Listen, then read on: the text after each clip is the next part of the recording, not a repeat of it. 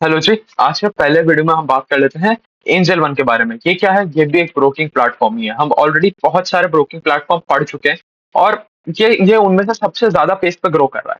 हाँ, सबसे बड़ी कंपनी नहीं है। सबसे बड़ी कंपनी में अभी आपको और भी कुछ बड़ी-बड़ी कंपनी देखने को मिल जाएगी ब्रोकिंग इंडस्ट्री में, जैसे मोतीलाल ओसवाल हो गया। अब उसका सिर्फ और सिर्फ ब्रोकिंग सेगमेंट नहीं है, बट हाँ और भी सेगमेंट है। बट मार्केट कैप वाइज देखने जाओगे तो आपको एंजल वन से बड़ी कंपनी देखने को मिल जाएगी। बट देखो, सबसे बढ़िया बात क्या है कि angel one fastest growing company है। इन सब में से सबसे ज्यादा पेस पे ग्रो कर रहा है। आप अभी तक देख लो, कोई ब्रोकिंग कंपनी कुछ 40% पे ग्रो कर रही है, 50% पे ग्रो कर रही है, 5 पैसा 20% पे ग्रो कर रहा है। अगर मैं इनकी बात करूं मोतीलाल ओसवाल की, तो मोतीलाल ओसवाल का ये जो ब्रोकिंग वाला डिवीजन है वो बढ़ रहा है कुछ 55-60% के आसपास से। और एंजल वन इनसे भी ज्यादा रेट पे बढ़ रहा है। तो हमें हमें हमारा पैसा सिर्फ और सिर्फ फास्टेस्ट ग्रोइंग कंपनी की तरफ ही जाना चाहिए। आपने एक सेक्टर पकड़ लिया कि चलो मेरे को ब्रोकिंग सेक्टर में अगर इन्वेस्ट करना है, तो ब्रोकिंग सेक्टर में जो सबसे तेज दौड़ती हुई कंपनी होगी, जो सबसे फास्टेस्ट ग्रोइंग कंपनी होगी, मेरा इन्वेस्टमेंट उसी कंपनी में जाना चाहिए। तो एंजल वन ये वो वाली कंपनी है। चलिए इसका भी देख लेते हैं। हम मार्केट कैप से शुरुआत कर लेते हैं। तो 23,000 करोड़ रुपीज के आसपास का इनका मार्केट कैप है। और देखो, ब्रोकिंग कंपनी में हमें मेनली चार ही चीजें देखनी होती हैं जो हम अभी तक हर ब्रोकिंग कंपनी में देखते हुए आ रहे हैं। पहला तो आपने क्या मार्केट शेयर गेन किया। दूसरी बात, आपका एवरेज डेली ऑर्डर टर्नओवर कितना था, तो एडीटीओ कितना था। उसके बाद आपने क्लाइंट एडिशन कितना किया, और उसके बाद आपके नंबर ऑफ ऑर्डर्स कितने बढ़े, क्योंकि ये सारा का सारा वॉल्यूम का गेम है। अब जैसे मैं बात करूं एंजल वन की, ये तो डिस्काउंट ब्रोकर है, तो डिलीवरी पे तो इनको कोई ब्रोकरेज मिलता ही नहीं है। तो ये सिर्फ एएमसी चार्ज करते हैं, और एफएनओ और इंट्राडे ट्रेड्स पे इनको कमाई होती है। तो जितना ज्यादा ट्रेडिंग होगी, जितना ज्यादा एफएनओ होगा, जितना ज्यादा इंट्राडे ऑर्डर्स आएंगे, उतनी ज्यादा इनकी कमाई बढ़ेगी। तो हमें नंबर ऑफ ऑर्डर का मेट्रिक भी ट्रैक करना बहुत जरूरी हो जाता है। तो अगर ये चार चीजें समझ लें हम, तो हमें दुनिया में कोई सी भी ब्रोकिंग कंपनी लिया है, हम उसकी गणित समझ सकते हैं इन चार मेट्रिक के बेसिस पे ही। तो वो क्या क्या है, एक बार वापस देख लेते हैं। एडीटीओ, मार्केट शेयर कितना गेन हुआ, क्लाइंट कितना एडिशन किया, और नंबर ऑफ ऑर्डर्स किस पेज पे बढ़ रहे हैं। इन चार चीजों से हम पूरी की पूरी एनालिसिस करेंगे। तो सबसे पहले हम देख लेते हैं क्लाइंट बेस ही देख लेते हैं। इस कंपनी के साथ भी वैसे ही करता है। अगर क्लाइंट बेस की बात करूं, तो क्लाइंट बेस बढ़ा है इनका 11.2% से on a quarter on quarter level. मतलब बहुत जबरदस्त ग्रोथ रेट है। अगर आप क्लाइंट बेस बढ़ा रहे हो 11%, वो भी क्वार्टर ऑन क्वार्टर लेवल पे, तो मतलब आपने बहुत बढ़िया काम कर दिया। मेरे को जहां तक याद आ रहा है, 5 पैसा का तो इतना शायद शायद वाई वाई लेवल पे इतना ग्रोथ नहीं था क्लाइंट बेस पे, जितना ये लोग क्वार्टर ऑन क्वार्टर लेवल पे लेके आ रहे हैं। तो मतलब बहुत ही बेहतरीन ग्रोथ, कोई यहाँ पर दिक्कत वाली बात ही नहीं है। और जब आपका इतना बड़ा क्लाइंट बेस का ग्रोथ आता है ना, तो आपको पता चलता है कि आपका मार्केट शेयर भी बहुत तेजी से बढ़ रहा है। तो इनका मार्केट शेयर बढ़ा फ्रॉम 14.7% टू 15.2%, मतलब 50 बेसिस पॉइंट्स।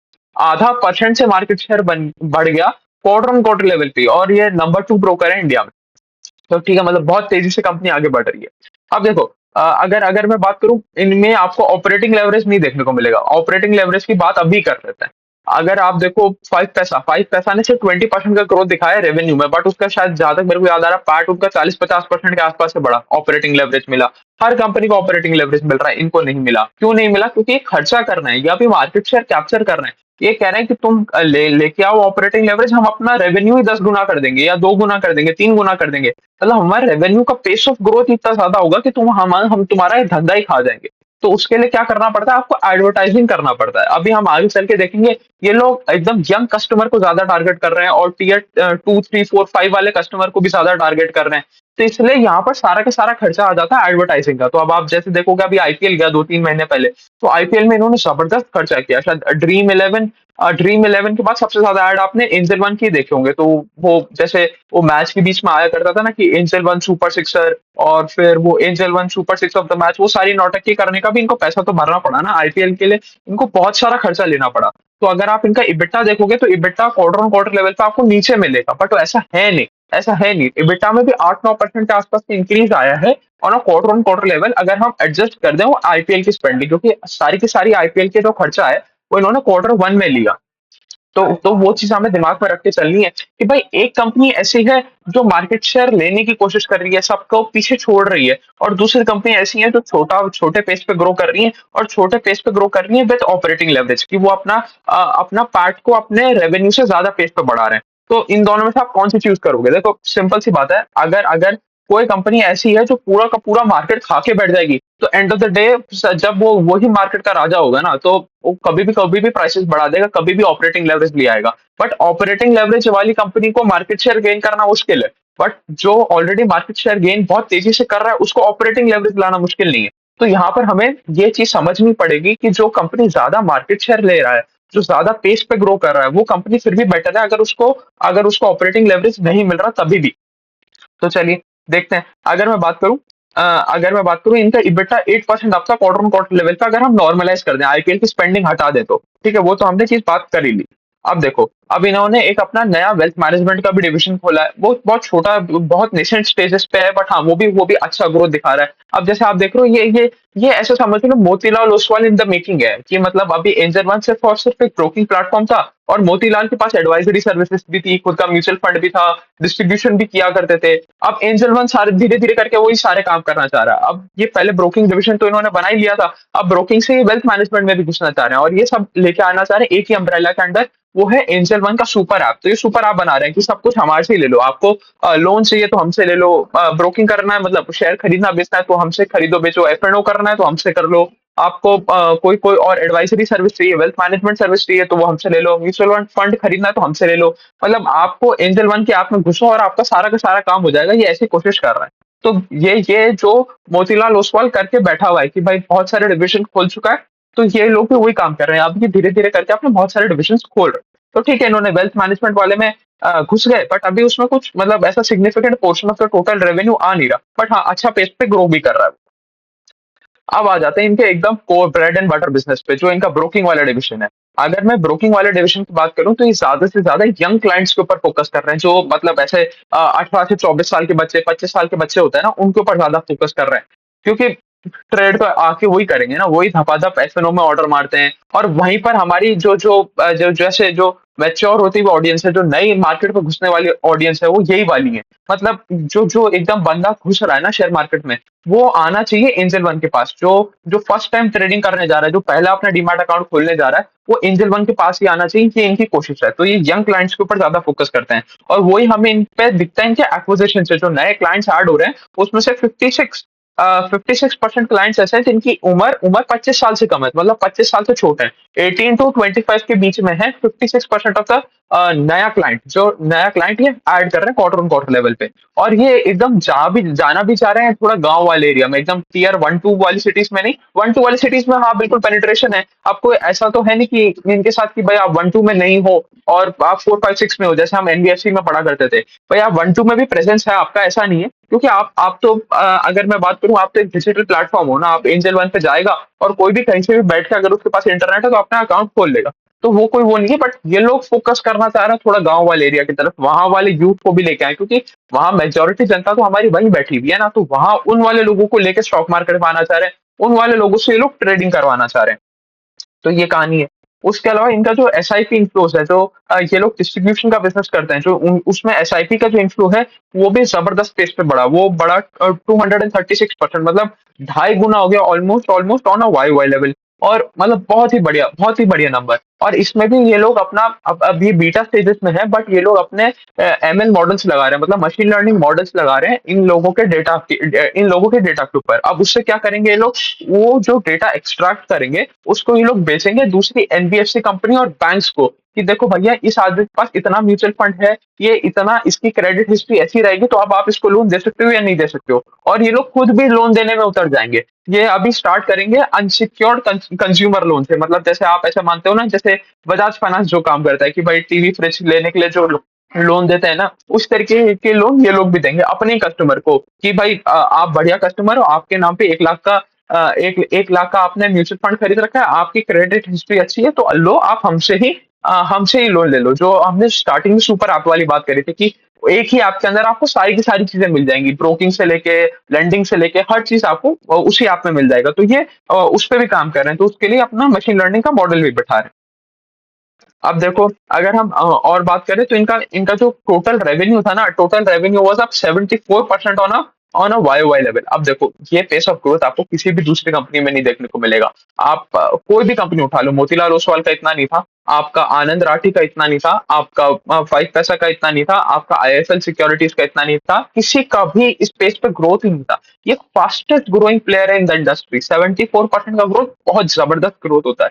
अगर मैं बात करूं, रेवेन्यू में आया 74% का ग्रोथ, और अगर हम इनका रेवेन्यू ब्रेकअप देखें, तो 65% आता है ब्रोकिंग डिविजन से। मतलब ये जो एफएनओ का सौदा होता है और ये इनको एएमसी चार्जेस मिलते हैं, इन सारे डिविजन से आया 65% ऑफ द रेवेन्यू। मतलब मेजोरिटी सेगमेंट यही है। और अब ये फिर वही बात आ जाती है कि ये कैपिटल मार्केट लिंक स्टॉक्स हैं, क्योंकि जब बेयर मार्केट आएगा तब इतनी ट्रेडिंग नहीं होगी। तब इतनी ट्रेडिंग नहीं होगी तो आपको इतनी ब्रोकरेज इनकम भी नहीं मिलेगी। उस टाइम सब लोग सौदा मारना कम कर देंगे, लोग बाग मार्केट्स में कम इंटरेस्टेड रहेंगे। तो इसकी वजह से ओवरऑल ट्रेडिंग एक्टिविटी थोड़ा सा कम हो जाएगा। तो इन ब्रोकरेज कंपनीज के भी रेवेन्यू वगैरह कम हो जाएंगे। तो ये चीज हमें समझ के चलना पड़ेगा। अगर बात करें 65% आ गया हमारे ब्रोकिंग वाले डिविजन में से, 21% आ गया हमारी इंटरेस्ट इनकम में से, जो ये लोग फंडिंग प्रोवाइड करते हैं। जैसे हमने पिछले वाले केस में भी देखा था, मोतीलाल ओसवाल के केस में भी देखा था कि अगर आपको लेवरेज पे शेयर लेना है, मतलब आपको कैश में ब्रोकर से पैसा उधार लेके मतलब लेवरेज करके अगर आपको कोई भी शेयर खरीदना है, तो ये लेवरेज के लिए भी पैसा देते हैं, आपको फंडिंग प्रोवाइड करते हैं। तो फंडिंग प्रोवाइड करते हैं तो उसके लिए ये इंटरेस्ट चार्ज करते हैं, और ये इंटरेस्ट होता है समवेयर बिटवीन 18 to 24%। तो 18 से 24% के आसपास का इंटरेस्ट ये लोग भी कमाते हैं। और ये इनका इनका पूरे रेवेन्यू का 21% का कंट्रीब्यूशन करता है। और इनके में कोई एनपीए वगैरह होता नहीं है, क्योंकि ब्रोकर हमेशा सबसे सिक्योर्ड रहता है। जैसे ही ब्रोकर को लगेगा ना इसका पैसा खत्म होने वाला है, वो उठा के पूरा का पूरा शेयर बेचेगा। उसको आपसे कोई हमदर्दी नहीं है कि यार इस बेचारे का शेयर बिक जाएगा। वो पूरा का पूरा शेयर उठा के बेचेगा और बेच के अपना पैसा रिकवर कर लेगा। तो ब्रोकर का पैसा कभी भी घाटे में नहीं जाता, कभी भी लॉस में नहीं जाता। तो यहाँ पर बहुत ही सिक्योर्ड लैंडिंग होती है ये एक तरीके से। और जो रिमेनिंग 14% है वो हमारे अदर अदर सेगमेंट में से आता है। और अगर हम पैट की बात करें तो PAT went up by 33% on a YoY level. इसी के बारे में हमने बात करी थी थोड़ी देर पहले कि इनको ऑपरेटिंग लेवरेज नहीं मिला, कि रेवेन्यू तो बढ़ा इनका 74% से, बट पैट बढ़ा इनका सिर्फ 33% से। अब उसका हमें कारण भी पता है। और वो चीज देखो, आप सिर्फ नंबर के बेसिस पर अगर कोई ऐसा स्क्रीनर खोल के बैठेगा और देखेगा कि भाई चलो इनका इनका revenue was up 74%, but PAT was up only 33%, बेकार कंपनी है छोड़ दो, तो वो बेवकूफ आदमी कहलाएगा। क्योंकि उसको पता ही नहीं है भैया ये लोग स्पेंडिंग कर रहे हैं और जबरदस्त पेस पे मार्केट शेयर कैप्चर कर रहे हैं। ये जब चाहे ना तब अपना ऑपरेटिंग लेवरेज ले आएंगे, बट जो ऑपरेटिंग लेवरेज लाने वाली कंपनी है ना, वो जब चाहे तब मार्केट शेयर ग्रोथ नहीं लेके आ सकती। उसकी ऐसी तैसी हुई भी पड़ी है, इसीलिए वो ऑपरेटिंग लेवरेज दिखा के खुश हो रहे हैं। अभी यहाँ पर ये कंपनी ऐसा है जो पूरा का पूरा मार्केट कैप्चर करने का कोशिश कर रहा है। वो कह रहा है कि अगर कोई भी नया डीमैट अकाउंट खुलता है तो वो एंजल वन के साथ खुलना चाहिए, सबसे ज्यादा ट्रेडिंग हमारे साथ होनी चाहिए। हम पूरे मार्केट के राजा बनने की कोशिश कर रहे हैं, तभी ये नंबर 2 का ब्रोकर है इंडिया में आज की डेट में। तो ये लोग कभी भी ऑपरेटिंग लेवरेज लेके आ सकते हैं, बट वो जो दूसरी कंपनियां जो करंटली ऑपरेटिंग लेवरेज लेके आ रही हैं, वो कभी भी ऐसा नहीं हो सकता कि कल को उनका मैनेजमेंट उठे और कहे कि भाई चलो हम आज से मार्केट शेयर ग्रोथ लेके आ रहे हैं। उनके लिए मार्केट शेयर ग्रोथ लाना बहुत मुश्किल होगा और इनके लिए ऑपरेटिंग लेवरेज लाना बहुत आसान होगा। और ये काम यही कर रहे हैं। देखो, आप एडवर्टाइजिंग स्पेंड आपका क्या, हर क्वार्टर में तो आप आईपीएल में स्पेंडिंग नहीं करोगे ना। तो सिंपल सी बात है, ये इस क्वार्टर में थोड़ा सा हमें स्ट्रेस देखने को मिला पार्ट में, अगले क्वार्टर में आपको नहीं देखने को मिलेगा। तो वो ऑपरेटिंग लेवरेज ऑटोमेटिकली आ जाएगा। तो ये सब बेवकूफी है। अगर आप स्क्रीन में बैठ के ऐसे देख रहे हो कि भाई इनका सिर्फ पार्ट 33% से बढ़ा, और सपोज कि आपका 5 पैसे कैपिटल का पार्ट बढ़ा 40% से, तो 5 Paisa is a better investment opportunity than Angel One. आपका बैंड बच जाएगा अगर आप ऐसे इन्वेस्टमेंट करोगे तो।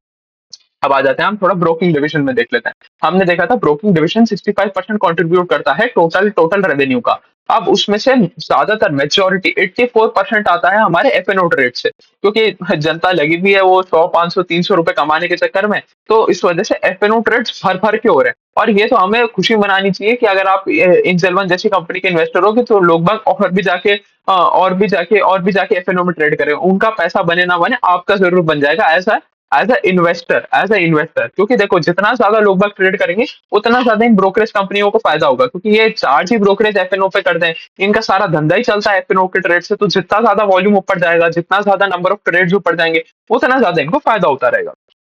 तो ठीक है, 84% आ गया हमारा एफएनओ सेगमेंट से, 11% आ गया कैश से, और बचा हुआ 5% आ गया हमारा कमोडिटी वाले से। अब देखो, अब आ जाते हैं इनके फंडिंग बुक पे, जो ये लोग लोगों को फंडिंग प्रोवाइड करते हैं, लेवरेज पे शेयर दिलाते हैं। तो इनका फंडिंग बुक बढ़ा इनका। अगर मैं बात करूं, इनका एयूएम तो डबल ही हो गया। अगर मैं बात करूं जो क्लाइंट फंडिंग है, क्लाइंट फंडिंग 97% से बढ़ी on a quarter on quarter level. मतलब बहुत जबरदस्त ग्रोथ। मतलब आपने पिछले साल पिछले क्वार्टर जितना उधार दिया था उससे डबल पे उधार दे दिया। मतलब बहुत जबरदस्त ग्रोथ आ रहा है। हाँ, एक और चीज है, इनका जो पर क्लाइंट एक्सपोजर था वो भी थोड़ा बढ़ गया। अगर पिछले क्वार्टर में इनका प्लान पर क्लाइंट एक्सपोजर जो था वो 1,15,000 के आसपास का था, वो बढ़ के हो गया 1,80,000। देखो, कोई ऐसा दिक्कत वाली बात नहीं है। इनका बहुत ही सिक्योर्ड रहता है, क्योंकि उठा के क्लाइंट का शेयर बेच देते हैं। इनको कोई हमदर्दी तो होती नहीं, जैसे हमने पहले भी बात किया। बट वो ये कि आप पर क्लाइंट थोड़ा एक्सपोजर बढ़ा रहे हो, तो थोड़ा-सा देखने वाली बात है। वैसे कोई ज़्यादा दिक्कत वाली बात होती नहीं है, शेयर बेच के अपना पैसा रिकवर कर लेते हैं, कभी ब्रोकर का पैसा कभी भी नहीं फँसता। अगर हम बात करें तो पहले जो जो फंडिंग जिन लोगों को ये लोग प्रोवाइड करते थे, वो करीबन 12% लोग होते थे। तो अगर एंजल वन के पास 100 कस्टमर हैं, तो 100 में से 12 कस्टमर को ये लोग फंडिंग प्रोवाइड किया करते थे। अब ये बढ़ के पहुँच गया number 16% on a YY level. तो मतलब ज़्यादा लोगों को भी फंडिंग दिया है और ज़्यादा अमाउंट का भी फंडिंग दिया है। तो मतलब दोनों तरफ से हमें ग्रोथ देखने को मिला है। तभी हमें पता चल रहा है कि जो ये फंडिंग बुक का जो फंडिंग बुक का एयूएम था, वो ही डबल हो गया और वो भी क्वार्टर ऑन क्वार्टर लेवल पे अगर एयूएम डबल हो रहा है, तो मतलब बहुत ही ज़बरदस्त चीज़ है इनकी। अगर अगर हम फाइनली बात कर लें इनकी मार्केट शेयर की, तो मार्केट शेयर भी ज़बरदस्त पेस पे ग्रो हो रहा है। अगर इनका मार्केट शेयर मैं बताऊँ तो इनका market share overall market share बढ़ गया from 15.9% to 18.9% on a Y basis. और अगर एफएनओ मार्केट की बात करूं और एफएनओ सेगमेंट की बात करूं तो एफएनओ सेगमेंट में तो और भी एग्रेसिव हुआ है।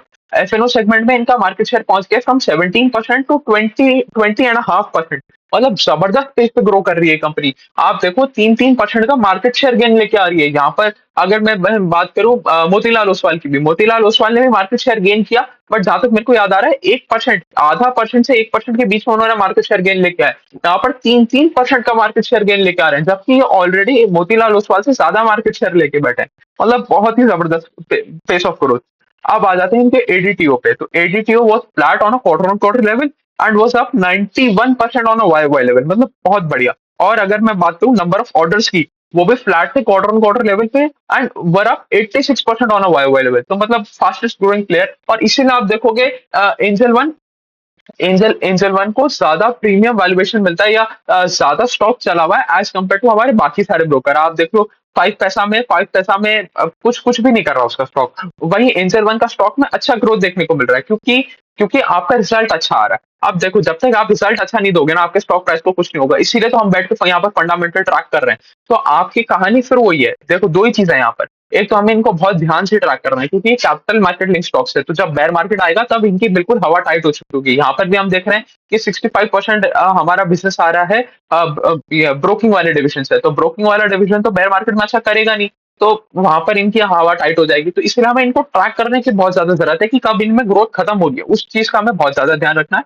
बट अगर आप ये सेक्टर चूज भी कर रहे हो कि भाई हमें ब्रोकिंग डिविजन या फाइनेंशियल में नॉन लेंडिंग स्पेस में हमें कोई भी कंपनी टारगेट करना है, तो आपका एम एक ही होना चाहिए कि हमें फास्टेस्ट ग्रोइंग कंपनी पकड़नी है, जो सबसे ज्यादा पेस पे मार्केट शेयर पकड़ रहा है। हमें ज्यादा अभी उन पचड़ों में नहीं पड़ना कि ये ऑपरेटिंग लेवरेज ला रहा है, ये ऑपरेटिंग लेवरेज नहीं ला रहा। First and foremost thing should be कि यहाँ पर रेवेन्यू ग्रोथ सबसे ज्यादा किसका है। तो जिसका ज्यादा सबसे रेवेन्यू ग्रोथ, वो सबसे बेहतरीन कंपनी हमारे इन्वेस्टमेंट के लिए। तो चलिए, एंजल वन की हमने कहानी कर ली, अभी के लिए इतने रखते हैं। Thank you.